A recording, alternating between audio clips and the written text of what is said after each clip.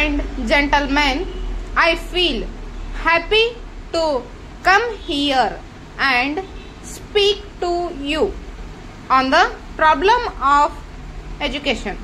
It is likely that the views which I express may not be in consonance with those of others.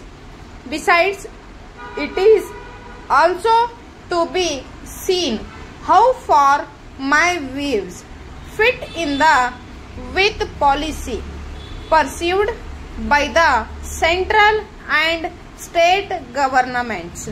Therefore, I would request all concerned to treat this as my personal opinion. You will all agree that the system of education which we are now following right from the first primary class to the highest university course is the same as introduced by the British government in this country. We have not been able to introduce any major change in this system.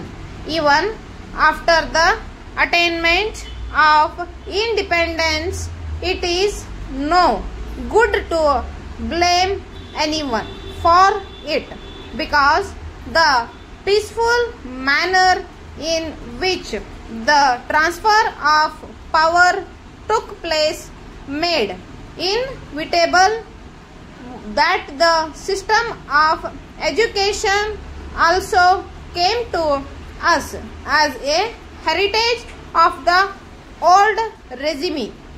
It is now our duty to give a thought to each of these problems of decide in the light of the present day political and economic conditions.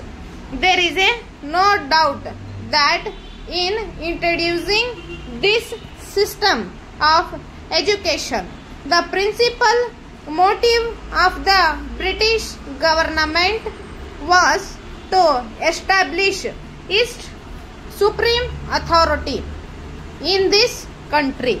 In course of time, no doubt, their views underwent some change, but it was not a substantial one. Meanwhile, the progress of science in foreign countries confirmed their view that scientific education could be imparted only through the medium of English. There is no doubt that the education received by our earlier generations was based on this very system. These people knew little of Indian literature and culture.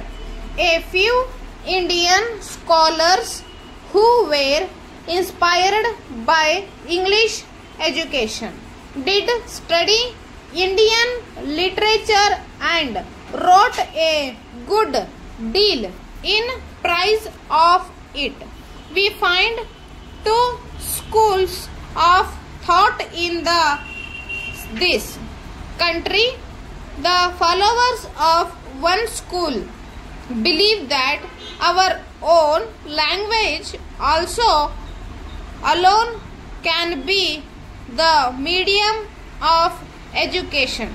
The other school of thought think that in this scientific age, our country cannot cut away from foreign literature and thought, and that at least higher education should continue to be imparted through the medium of English.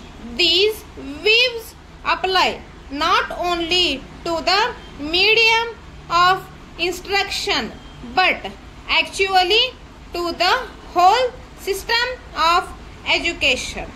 Our people have responded more and more to the call of education during the last 50 years.